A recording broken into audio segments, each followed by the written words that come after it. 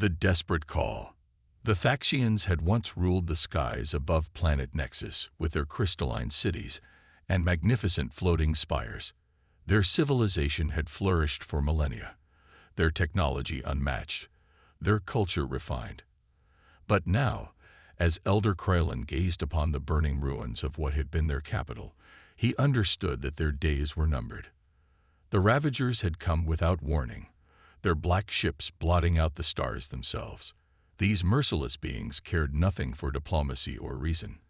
They consumed worlds, stripping planets of resources, and leaving nothing but desolation in their wake. Nexus was merely their latest target, and the Thaxians were powerless to stop them. Elder Krylon stood at the quantum communication array, the last functioning one on the planet. His transparent crystalline skin had dulled with age and stress, and his 6 appendages trembled as he initiated the transmission. He had sent countless messages to the Galactic Council, pleading for assistance, begging for intervention. Each time, the response had been the same: silence, followed by rejection. Today was different. Today, he would try something desperate. The Galactic Council had long forbidden contact with the humans. They were considered too volatile, too unpredictable, too dangerous. Earth and its colonies existed in a quarantined sector of space, isolated from what the Council deemed civilized species. But with his people facing extinction, Krylon saw no other choice. He activated the band frequencies, directing his message toward the forbidden sector. "This is Elder Krylon of the Thaxian people," he broadcast, his voice resonating with desperation. "We face annihilation. The Ravagers destroy our world. The Galactic Council has abandoned us. If anyone can hear this message, we beg for your aid. We are dying." Days passed. The Ravagers continued their methodical destruction, carving massive wounds into Nexus's surface. Each morning brought fewer survivors, less hope. Krylon began to accept that his desperate gambit had failed. On the 6th day, something changed. A signal pierced through the chaos of war, simple, direct, and unmistakably human. "This is Commander Sarah Chen of the Terran Defense Force. We've received your distress call. Hold on. We're coming." The Thaxians could scarcely believe it. After all the warnings about human aggression, after all the horror stories spread by the Galactic Council, the humans were the only ones who answered their plea. 2 standard days later, space itself seemed to tear apart as human ships emerged from their faster-than-light transit. Not the sleek, elegant vessels of the Council races, but angular, brutish things built for war. The Ravagers, accustomed to easy victories, found themselves facing an opponent unlike any they'd encountered before. Commander Chen's flagship, the Indomitable, led the charge. The Thaxians watched in awe as the human vessels employed tactics that defied conventional warfare. They didn't maintain safe distances or adhere to established battle protocols. Instead, they closed to point-blank range, their kinetic weapons tearing through Ravager shields with raw force. When Elder Krylon finally met Commander Chen in person, he was surprised by her appearance. Humans were smaller than he'd imagined, lacking the natural armor or energy manipulation abilities of other species. Yet there was something in her eyes, a fierce determination that seemed to burn with inner fire. "Elder Krylon," she said, extending her hand in greeting. "We heard your call. No one deserves to face extinction alone." "But why?" Krylon asked, still struggling to understand. "The Council forbids contact with your species. You risk sanctions, perhaps even war, by helping us." Chen smiled grimly. "The Council can stuff their sanctions. We've been on the receiving end of civilization before. We know what it's like to be deemed unworthy, to be left to die. We won't let that happen to anyone else." Over the next weeks, the humans worked tirelessly to save Nexus. They'd brought medical supplies, evacuation ships, and most importantly, hope. Thaxian children, who had known only fear, found themselves laughing again as human soldiers shared their rations and told stories of Earth. The humans didn't just fight. They taught. They showed the factions how to adapt their remaining technology for warfare, how to think unconventionally, how to survive against overwhelming odds. "Your crystalline structures are remarkable," said Lieutenant Marcus Wong, studying a damaged Thaxian power core. "But they're too rigid for combat. Watch this." He began modifying the core, creating redundancies and bypass systems. Humans learned long ago that sometimes the ugliest solution is the most effective. Elder Krellin observed the humans with growing fascination. They were indeed as chaotic as the Council had warned, but it was a controlled chaos, a creative madness that turned disadvantages into strengths. Where other species saw problems, humans saw opportunities. The Ravagers, for all their technological superiority, couldn't adapt to human unpredictability. When their shields proved effective against energy weapons, the humans resorted to ramming tactics. When the Ravagers adapted to that, the humans used captured Thaxian technology to create improvised weapons that defy categorization. As the conflict progressed, something remarkable happened. The Thaxians, who had always prided themselves on their ordered society and disciplined approach to problems, began to embrace human methods. They learned to be flexible, to take risks, to fight with passion rather than just precision. Commander Chen noticed the change during a strategy meeting. "You're starting to think like humans," she observed with a grin. Elder Krellin's crystalline surface flickered with what might have been amusement. Perhaps that's not such a terrible thing after all. The turning point came when the humans proposed their most audacious plan yet. The Ravagers had established a massive processing facility in orbit, using it to coordinate their ground operations. Traditional military doctrine would suggest a careful, methodical approach to destroying it. The humans had other ideas. "We're going to steal it," Chen announced, as casually as if discussing the weather. The assembled Thaxian commanders stared in disbelief. Steal an orbital facility? From the Ravagers, it was madness. "Trust us," Chen said, her eyes gleaming with that characteristic human confidence. "Sometimes the craziest plan is the one they'll never see coming." And so it began. Human special forces, working alongside newly trained Thaxian volunteers, infiltrated the facility using captured Ravager shuttles. What followed was a masterclass in improvisation and sheer audacity. Systems were hacked, explosives were planted, and before the Ravagers knew what was happening, their own facility was turned against them. The stolen station became the cornerstone of the defense of Nexus, its weapons now protecting the planet rather than threatening it. The Ravagers, faced with an enemy that refused to play by established rules, began to falter. But the humans weren't finished. They had one more surprise in store. "We've been studying their behavior patterns," explained Dr. Emily Patel, the expedition's chief scientist. "The Ravagers aren't just mindless destroyers. They're following a specific algorithm, a pattern of consumption that maximizes efficiency. If we can disrupt that pattern..." She didn't need to finish. The Thaxians understood. For all their brutality, the Ravagers were predictable in their own way. And predictability, as the humans had taught them, was a weakness. Together, human and Thaxian minds devised a plan to exploit this weakness. It would require precise timing, incredible courage, and a willingness to risk everything. In other words, it was perfectly human. As the joint forces prepared for their final gambit, Elder Krellin found himself standing beside Commander Chen on the bridge of the Indomitable. The vast expanse of space stretched before them, filled with the flickering lights of battle. "Whatever happens," Krellin said, "my people will never forget what you've done for us." Chen turned to him, her expression serious.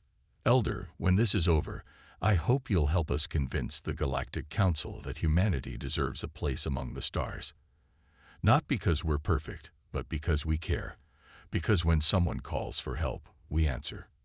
Krellin nodded solemnly. "After what I've witnessed, I'll make sure the entire galaxy knows the truth about humans." The final battle approached, and with it, the fate of Nexus and its people.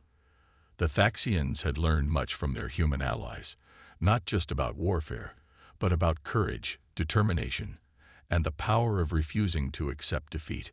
As human and faction ships moved into formation, ready to execute their daring plan, Elder Krylon reflected on how much had changed. His people had been saved not by the advanced civilizations of the Galactic Council, but by a species deemed too primitive and dangerous to join their ranks. Perhaps, he thought, the Council had been right about humans being dangerous, but they were dangerous in the best possible way. Dangerous to those who would prey on the weak, dangerous to those who would stand by while others suffered. The humans hadn't just brought ships and weapons to Nexus. They had brought something far more valuable. The reminder that in a universe full of indifference, compassion was the most powerful force of all. Against all odds, the battle plan was audacious to the point of insanity, exactly what the Ravagers wouldn't expect. Commander Chen had gathered the joint human faction forces for one final briefing, her holographic display showing the intricate dance of ships and timing they would need to execute perfectly. The Ravagers think in terms of efficiency and logic, she explained. They calculate odds, measure force ratios, and act accordingly. What they don't account for is sheer, stubborn determination. That's where we have the advantage. The plan centered on the Nexus core, a massive energy complex at the heart of the planet's crystalline network. The Ravagers needed it intact for their harvesting operations, which meant they couldn't simply destroy it from orbit. This gave the defenders a crucial advantage. If they could hold the core, they could force the Ravagers to engage on their terms. Lieutenant Wong had been working closely with Thaxian engineers to modify their defensive systems. "Your crystal harmonics are incredible," he said, gesturing to the shimmering arrays. "But you've been using them all wrong. Watch this." He connected human power cells to the Thaxian crystals, creating a hybrid system that pulsed with unprecedented energy. The crystals began to resonate at frequencies that made the Ravagers' sensors scream in confusion. "Beautiful chaos," Wong grinned. "They won't know what hit them." Elder Krylon watched as his people embraced these new tactics. Young Thaxians who had grown up knowing only fear now stood proudly alongside human Marines, their crystalline bodies adorned with improvised armor and weapons. They had learned to fight not just with technology, but with heart.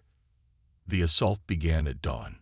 The Ravagers, expecting a conventional defense, sent their harvester units toward the core in standard formation.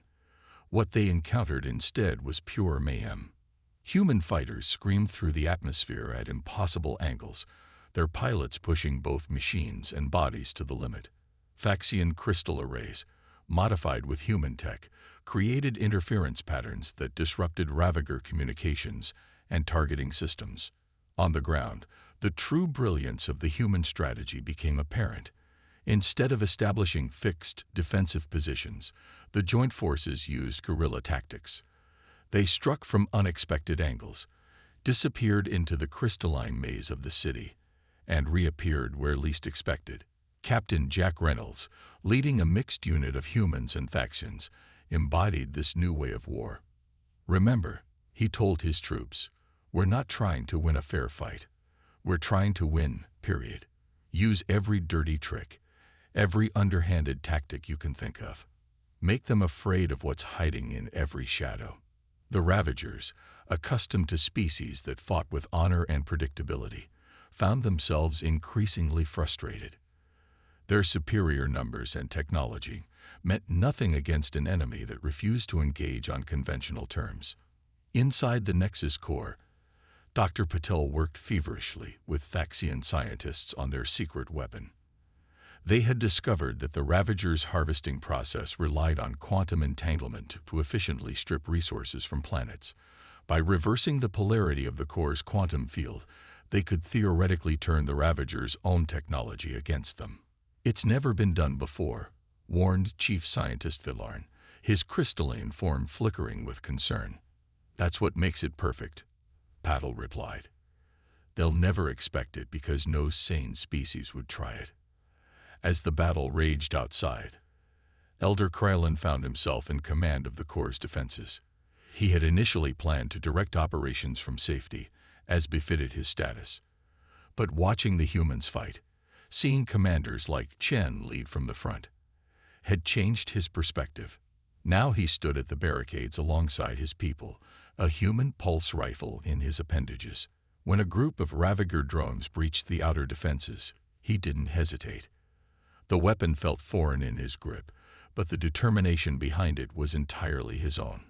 The turning point came when the Ravagers deployed their Harvester Prime, a massive war machine designed to crack planetary cores. As it approached the Nexus core, its mere presence causing crystal structures to crack and shatter, the Defender's situation seemed hopeless. Commander Chen's voice crackled over the comms. "All units, execute Crazy Ivan. I repeat, execute Crazy Ivan." What followed defied military logic. Human ships that had been retreating suddenly reversed course, driving straight toward the Harvester Prime. Phaxian crystal arrays overloaded themselves in brilliant suicide attacks. Ground forces charged when they should have retreated. The Ravagers' analytical minds couldn't process such illogical behavior.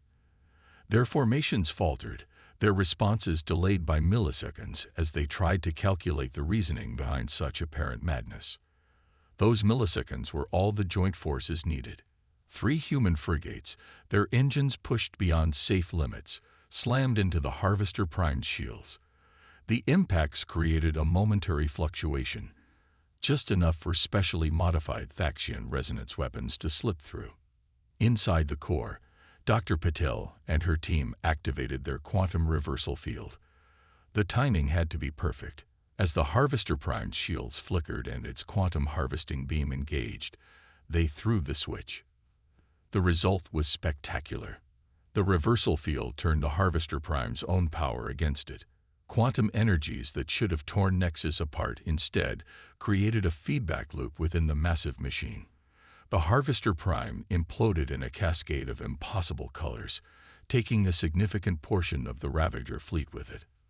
The remaining Ravagers, their command structure disrupted and their primary weapon destroyed, began to retreat. But the humans weren't content with merely driving them off. "We need to make sure they never come back," Chen declared. "Not here, not anywhere." What followed was a pursuit that would become legendary in galactic history. Human ships, despite being technologically inferior, harried the retreating Ravagers across 3 star systems. They used every trick in the book: false signatures, gravity slingshots, even ramming when necessary. The final confrontation occurred at the edge of the Nexus system. The Ravagers, desperate to escape, had gathered their remaining forces for a final push to their jump point. The human fleet, battered but unbroken, stood in their way. Elder Krellin, aboard the Indomitable with Commander Chen, watched as she prepared for what might be their last battle. "You could let them go," he said. "You've already saved my people." Chen shook her head. "If we let them go, they'll just find another world to destroy, another species to terrorize. That's not how humans do things." The battle was brutal. Ships burned in the void, both human and Ravager. But slowly, inexorably, the human tactics prevailed.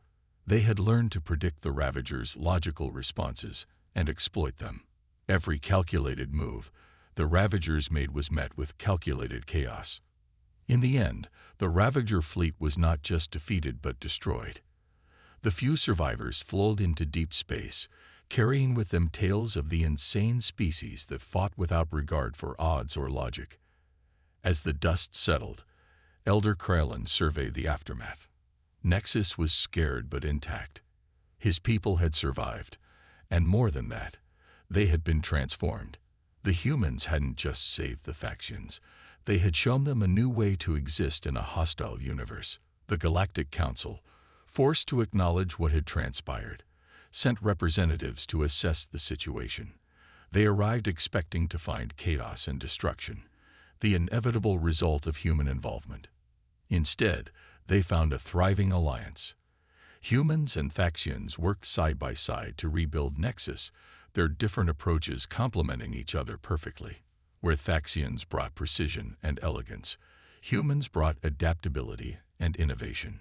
Ambassador Tikel of the Galactic Council observed the cooperation with growing unease. "This is highly irregular," she stated. Humans were quarantined for good reason. Their influence could destabilize the entire galactic order. Elder Krellin, standing proudly beside Commander Chen, responded with newfound confidence. Perhaps the galactic order needs some destabilizing. We begged the galaxy for help, and only the humans answered. They showed us that sometimes the most civilized response to injustice is to fight back with everything you have. The council representatives departed with much to consider.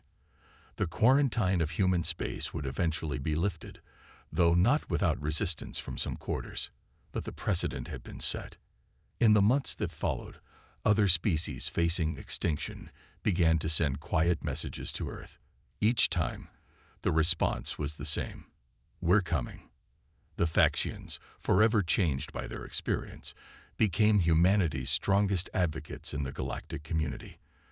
They established the first joint human-alien academy on Nexus, where species from across the galaxy could learn not just human military tactics, but human philosophy. The belief that no one should stand alone, that compassion and courage were not weaknesses but strengths. Elder Krellin lived to see his people not just recover but flourish. On the anniversary of the Ravager defeat, he stood before a gathering of multiple species and delivered a speech that would echo through history. We called out in our darkest hour, and the humans answered. Not because they had to, not because they would gain anything, but because it was right. They taught us that civilization isn't measured by technological advancement or cultural refinement, but by the willingness to stand up for those who cannot stand for themselves. He paused, his crystalline form shimmering with emotion. The galaxy once feared human unpredictability, human passion, human chaos. Now we understand. These are not flaws to be contained, but gifts to be celebrated. For in our greatest moment of need, it was human chaos that saved us, human passion that inspired us, and human unpredictability that showed us a new way forward. As he spoke, Commander Chen stood among the crowd, no longer in her military uniform, but as Earth's first official ambassador to Nexus. She caught Elder Krellin's eye and nodded slightly, a gesture of mutual respect between two leaders who had forged an alliance in the fires of war. The galaxy would never be the same. The humans had not just saved one species, they had shown all species that there was another way. That rules and protocols meant nothing in the face of extinction. That sometimes the most logical response to a cry for help was simply to answer it. And across the stars, whenever species faced annihilation, whenever hope seemed lost, a new saying spread: call the humans, they'll come. For in a universe that often seemed cold and indifferent, humanity had proven itself to be the warm heart that refused to let others freeze in the dark. They were indeed dangerous, unpredictable, and chaotic, dangerously compassionate, unpredictably heroic, and chaotically good. The Faxians never forgot their debt, and as human ships continued to answer distress calls across the galaxy, they carried with them a simple message, painted on their hulls in every known language. We heard you. We're here. You're not alone. The end.